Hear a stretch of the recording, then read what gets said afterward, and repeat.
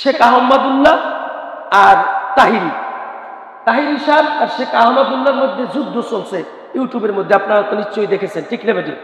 ঠিক কিনা? কি যুদ্ধ?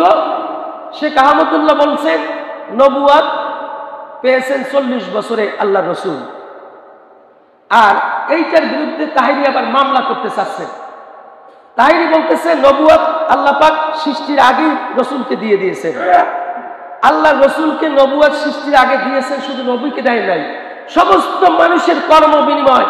আমি মুস্তাফিজুর রহমান এই হাজিকাম মসজিদের খতিব হব, সেটাও আমাদের 40 বছর, আমাদের সৃষ্টির 50 বছর আগে আল্লাহ পাক লিখে রেখেছেন। বলুন না সুবহানাল্লাহ। সমস্ত সৃষ্টি জগতের যা কিছু ঘটবে এটা সৃষ্টি হওয়ার 50 বছর মতান্তরে 40 বছর আগেই আল্লাহ পাক লিপিবদ্ধ করে রেখেছেন। বলুন না সুবহানাল্লাহ। আমার রসুলকে যে নবী বানাবেন সেটা আল্লাহ পাক তার কিতাবের মধ্যে লিপিবদ্ধ করেছেন সৃষ্টির আগেই। শুধু আমার রসুলকে না, সমস্ত নবী এবং রসুল কারা কারা হবেন, সমস্ত নবী রসুলদের ইতিহাস, তাদের জীবনী, তাদের কি হবে, কখন নবী হবে, সমস্ত কিছু নবুয়াতের খাতায় লেখা আছে। কিন্তু নবুয়াত পেয়েছেন কত বছরে, এর কোনো দ্বিমত পোষণ করলে হবে না। তুমি তাহিরি, তুমি ইবাদতের কিছুই, কোরআনের কিছুই তুমি জানো না, যে নবুয়াত পেয়েছেন 40 বছরে, এটা আমার রসুল বলেছেন। বলুন না সুবহানাল্লাহ। কোরআন বলে, হাদিস বলে। এখন তো সময় নাই, আমি তো অনেক কোরআনের দলিল নিয়ে এসেছিলাম। আল্লাহ পাক নিজে বলছেন আমি নবীকে 40 বছরে নবুয়াত দিয়েছি। নবুয়াতের প্রকাশ 40 বছরে আমি প্রকাশ করেছি। তাহলে এটা যদি কেউ বললে তুমি মামলা করতে চাও, তাহলে তুমি তাহিরি, আমার রসুলকে যখন গালাগালি দিল ব্লগাররা, ওই তোমার তাহিরি রসুল প্রেমিক, তোমাকে তো দেখা যায় নাই, তাদের বিরুদ্ধে একটা মামলা করার জন্য হুঙ্কার দিতে, ঠিক কিনা? ঠিক না বেটি? তুমি ভণ্ড, তুমি প্রতারক, আলেমদের বিরুদ্ধে বিদ্বেষকারী হিসাবে তুমি আজকে আলেমদের মধ্যে দ্বিধাদ্বন্দ্ব সৃষ্টি করার জন্য নবুয়াতকে সামনে রেখে তুমি নবী প্রেমিক নিজেকে প্রকাশ করার জন্য নবুয়াত 40 বছরে পেয়েছে। আমি তো বলি 40 বছর, আমি বলি না, কোরআন বলে, হাদিস বলে। আমার রসুল বলেছেন যে ইন্নী লা আরিফু হাজরাতুন বিমাক্কাতান আইয়ুসাল্লিমা ক্বাবলা আইয়ুবাআসা। আমার রসুল বলেছেন আমি নবুয়াতের আগে, আমি নবুয়াত প্রাপ্ত হওয়ার আগে আমাকে একটা পাথর আমাকে সালাম দিত। বলুন না সুবহানাল্লাহ। তাহলে আমার রসুলই তো বলতেছেন আমি নবুয়াত প্রাপ্ত হই নাই, তার আগেই আমি যখন ওই পাথরের কাছ দিয়ে যেতাম তখন আমাকে ওই পাথরটা সালাম দিত। কেন? তা পাথর জানে যে আগামী দিনে নবী হিসাবে তিনি একমাত্র আখিরি পয়গম্বর প্রকাশ পাবেন।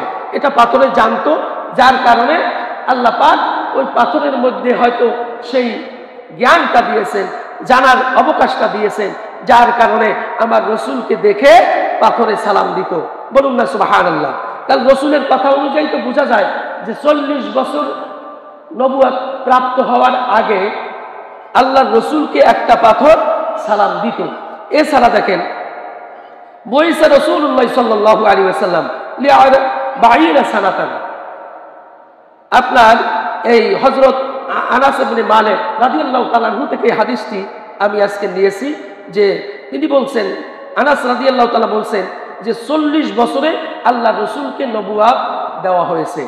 বলুন না সুবহানাল্লাহ।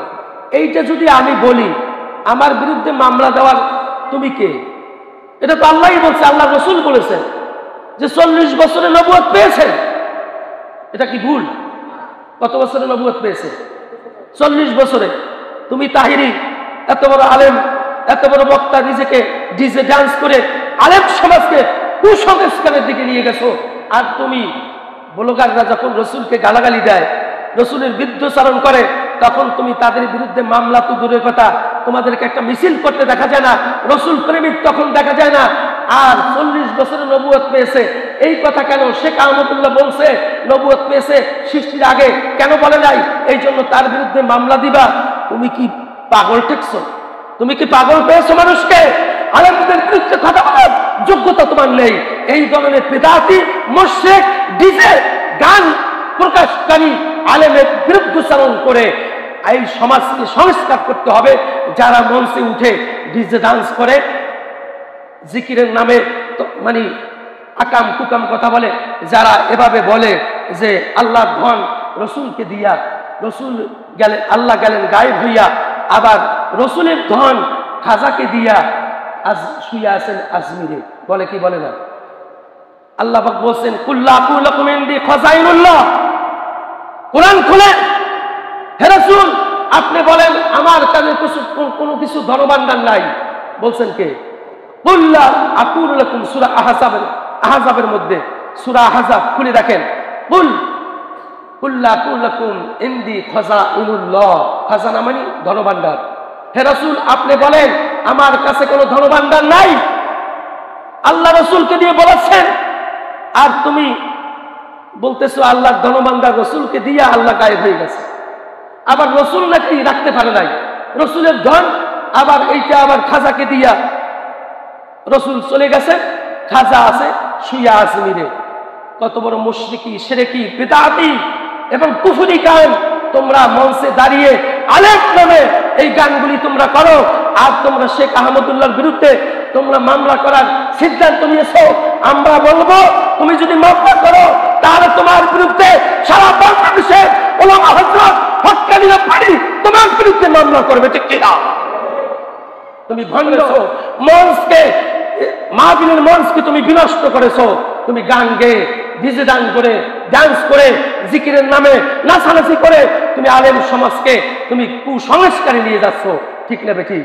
এই সমস্ত বেদাতি মুশরিকি আলেম থেকে দূরে থাকুন, বেদাতি থেকে দূরে থাকুন, মুশরিক থেকে দূরে থাকুন, আল্লাহর জায়গায় যাকে বসায় তাদের থেকে দূরে থাকুন। সুতরাং আল্লাহ রসুলের সম্মান আল্লাহ দিয়েছেন এবং সেই সম্মান এর চেয়ে বেশি কোনো মানুষ দিতে পারবে না। সৃষ্টি সেরা আমার রসুল এবং সৃষ্টি জগতের সেরা আমার রসুল, নবুয়তের নবীদের সর্দার, সমস্ত নবীদের সর্দার যিনি আমার রসুল, এবং সৃষ্টিকুলের মধ্যে সর্বশ্রেষ্ঠ আমার রসুল, মানুষের মধ্যে সর্বশ্রেষ্ঠ আমার রসুল। এর চেয়ে বড় কথা আল্লাহ পাক কি বলবেন? এর চেয়ে তুমি কি আর ইজ্জত দিবা? তুমি যা ইজ্জত দিতেছো কোরআনের বিরুদ্ধে, তুমি ইজ্জতকে বিনষ্ট করতেছো।